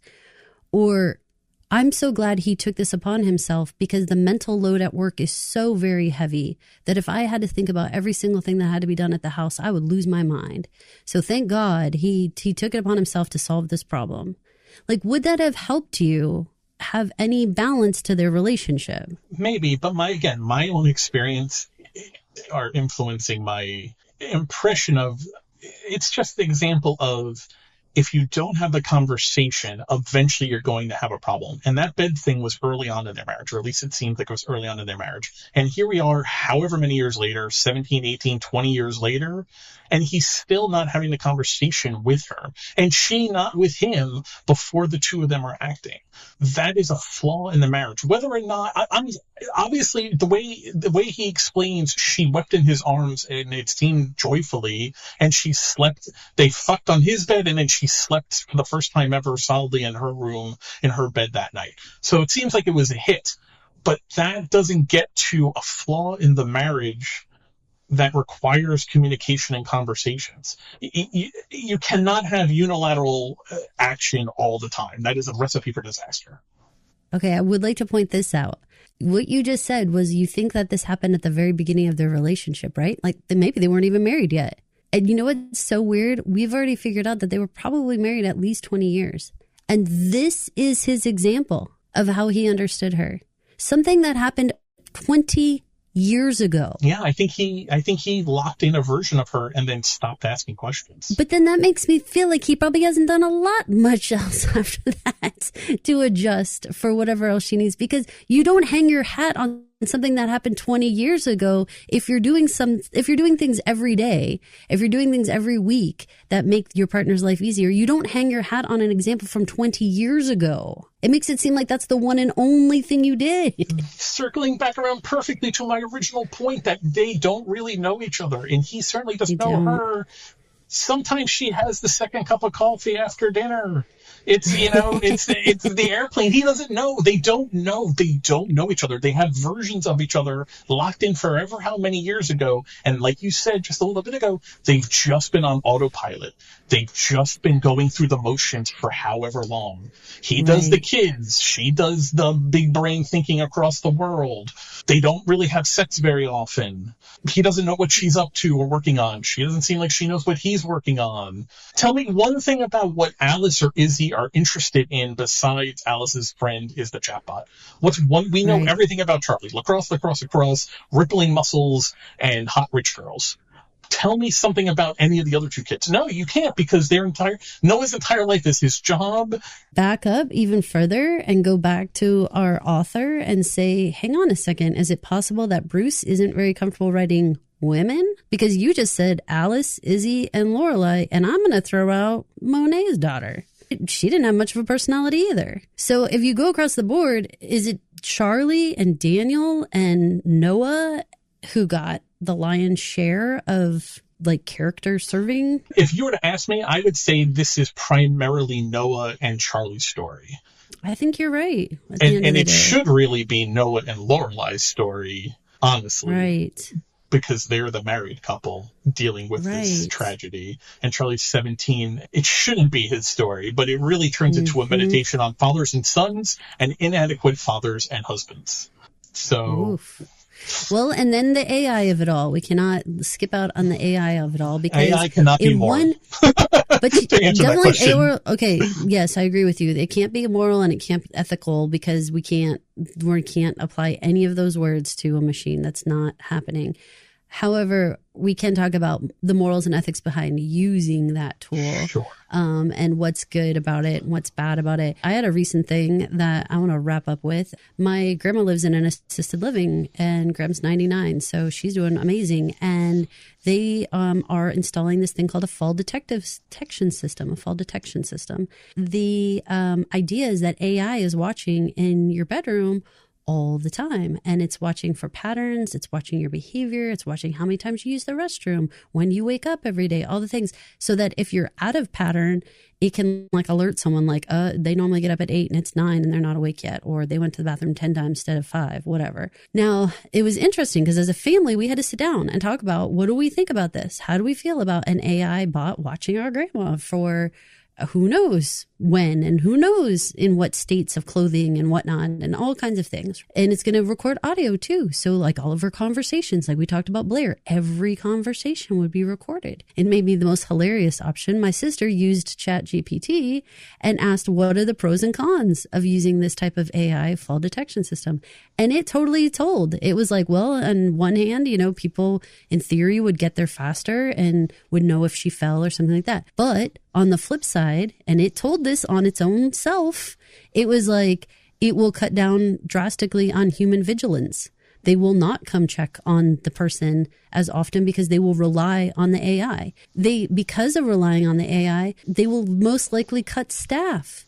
And now you have even less people to help when needed to have any help. We opted out of the system for right now until we understand more and we see more, partially because we don't know where this recorded information is going. And that's another concern. It was a fascinating thing to be reading this book and having, you know, this child sitting behind the wheel of a self-driving car, and somehow, you know, you're relying on AI to keep you safe. And then in real life, have this paperwork of being like, do you want to keep your loved one safe using AI?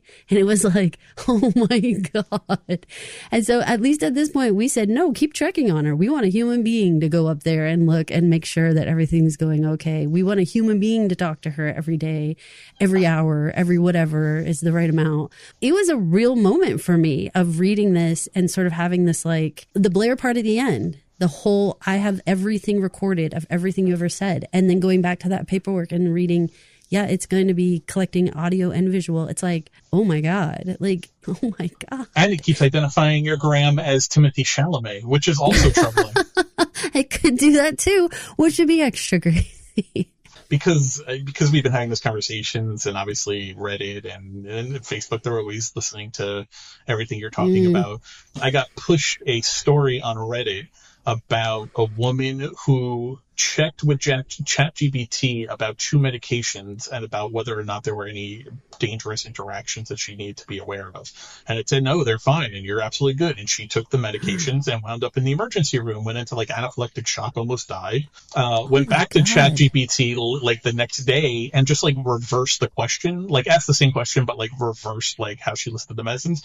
And they were like, oh, no, that will kill you. Don't do that. Oh, my God. You guys, warning. That's some scary, scary crap out there. And you know what? To your point, my house has been automated for years. Like I have, like how you were talking about having your 3 light switches, like everything in my house is automated. I can turn on all the lights, the ceiling lights. I can turn on anything I want just with my voice. We have cameras outside, and I don't consider us a very high-tech family at all. I'm extremely low-tech. When we go back to that comfortability thing, though, so much about it is about being comfortable. Like, if I want the house to be cold when I walk in, then when I'm still out shopping, I go on my app and I change the thermostat down so it's nice and cold when I get home and the lights are on and all that stuff. So some of this stuff I have to say, because when you were talking about the lights and stuff, I was thinking to myself, yeah, but you're a big adult man and I am a small adult woman, and having the lights be on when I come in the house is actually a big safety issue for me and something I care a lot about. I know there's other women who do the thing where they go in their apartment and they don't turn their lights on for a while because they know if somebody who followed them and is looking up at the building, they can know which apartment is theirs. And so they wait to turn on their lights and stuff like that. So if you could turn on your lights 2 hours before you got home or an hour before you got home using your app, it's a safety thing, right? So there are some really good things out there. And also, I don't know how we protect ourselves from the scary stuff. Use it as a tool, not as a replacement. It's all human driven. And you have to double check the information you're getting from that pill thing's horrifying. Oh, it's terrifying. It's terrifying. The pill thing. Oh my God. I mean, I wouldn't have thought to ask ChatGPT, but geez, I would have gone to like WebMD or something. Yeah. I was just going to say, at the end of book club, I threw this out just to like make everybody's heads explode. Because a lot of people use ChatGPT just to fool around. They'll like get on it and be like, what's your favorite color? What's my hair color? Blah, blah. They'll like say whatever, right? One thing that I am learning so much more about is about how much freaking fresh water that takes every time you ask ChatGPT a question. How much of our water supply you're actually using. Did you realize that? Did you even consider that? I did not consider it, but I've also never used ChatGPT. I honestly wouldn't even know where to go to use it. You never have? Not once. Caroline, I cannot express to you how against it I am. Well, as a lawyer, I'm against all the ChatGPTs and artificial intelligence bots. It is encroaching in the legal field left and right, like a snowball coming downhill. I have occupational reasons for being against it. I find it insulting, considering I write for a living. But also, I think it's just rife with bad information, like the people taking their pill advice from it. I don't even know where to go to ChatGPT something. I can't even stand. I haven't learned how to turn off the Facebook AI wizard overview thing, which drives me crazy. So I wanted to leave off on a question that we hinted at earlier, but I know you have good, strong feeling about that I agree with. So I want to make sure we give some attention to it before we wrap up on this very long episode. Can I throw out this one thing right before you ask yours? Per query. So it's like if you say between like 20 and 50 prompts, you consume 500 milliliters of a bottle of water. So every time people are just playing on these and they're not actually doing anything, they're literally wasting our water. Isn't that crazy? That's nuts. That's nuts. You should look up the environmental damage that Bitcoin creates. Oh, I don't even want to know. I can't even know. Because of the tremendous server farms that they have to create and the environmental Oh yeah, damage well in California and Texas, they're building these gigantic server farms for ChatGPT stuff, for all the AI stuff, and so it's the conversations about water are massive because they have to keep everything cool. So it's all of the evaporating business that's happening. Talk to us about your feelings on the dehumanizing of people because of our interactions with artificial intelligence, bots, and other inventions, like the example of yelling at Alexa that I mentioned earlier, which is something I admit I am guilty of all the time. Yeah. But it is a we problem. talk about though. this a lot. We talk about it a lot. Because we've talked about it because way back when like Alexa came out, I swear we were even like kind of having conversations about like the way that people speak to them. I would like to point out one thing. All of them are female names. Siri and all the rest of them, Alexa, they're all women. The women are always very servient class, helpers, which is hateful, and I dislike it so much. Remember when Ask Jeeves used to be around? But even that, you know, I was having this whole thought knowing we were going to discuss this, and I was thinking, yeah, but they tried to act like Jeeves was like this really upstanding butler, right? Yeah. Like he actually had like a caricature of like this butler that was Jeeves, and Jeeves, yes, he was your servant, but he was like your confidant. He was like your man on, you know, your right hand man, like kind Alfred, of thing. like Batman's Alfred. That is not how they treat Alexa and Siri and all these other things that they have out now. Like they are not treated like this respected class of a butler or something. No. My issue is that I feel like every time that we interact with something that is supposed to give us something that we want, whatever that interaction is, we're patterning ourselves. So I have a degree in applied learning and development. I care a lot about human behavior and the way that we pattern our behavior. And one of the things that happened over all these years that we've all had Alexa is we've got into this pattern of, I want something. I want the lights on. I want the temperature on. I want music playing. I want something. And I tell the machine and it doesn't do what I want exactly the first time. So I start screaming at it. And I don't mean me individually. I'm talking about like universally, this is an issue. People start swearing at it, screaming at it, throwing things at it, like acting insane. Well, the problem is that we all know the rise of the concept of like the Karen or the Chad or the whatever we're calling this person who goes to a retail store. But think about it. Think about patterned behavior for years and years and years. You're yelling at this machine to do what you want it to do. Then you go into a place that has like, let's say a kiosk or something like McDonald's, whatever, that now have things where like you have to fill out your own thing. Well, what happens is when the thing doesn't do it right exactly the very first time, now humans ask for a manager who is another human. And now that pattern of I didn't get what I want. So now I kick, scream, bite, fight, punch, throw things, do whatever I want to do. It is like such a direct pattern and correlation. Like it's nuts to me to see how people act in public and then if you see how they act with their machinery, whatever their machinery is.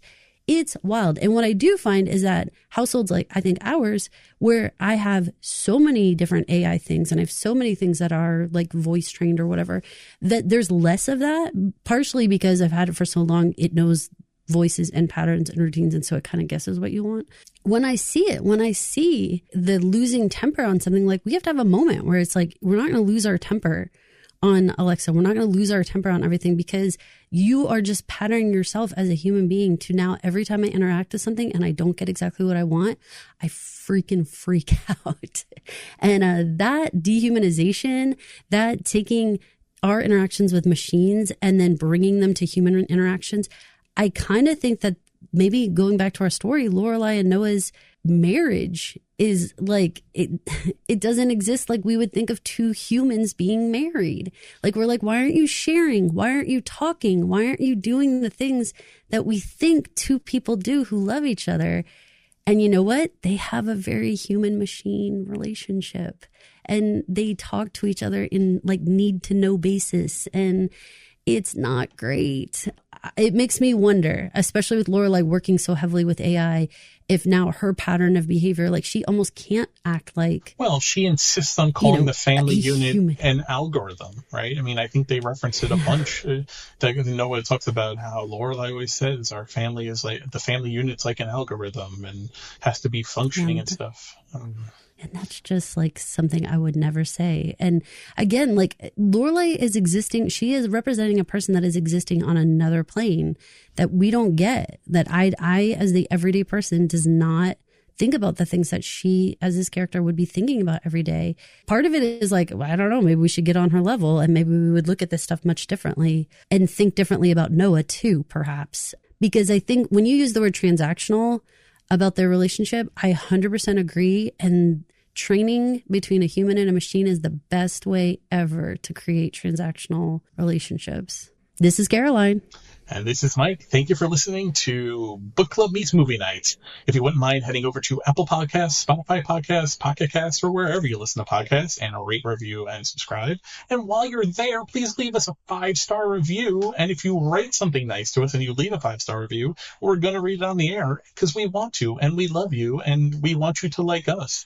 So leave us a review like this one from Mary D. 1949. Thoroughly educational and entertaining. 5 stars. These two do their homework, followed by 3 exclamation points. Thank you, Mary. We appreciate that. We do try and do our homework on all things. Don't forget to go check out that next podcast, you guys. Go over to podclubhouse.com and go. There's a little search bar and you can see all the different TV shows.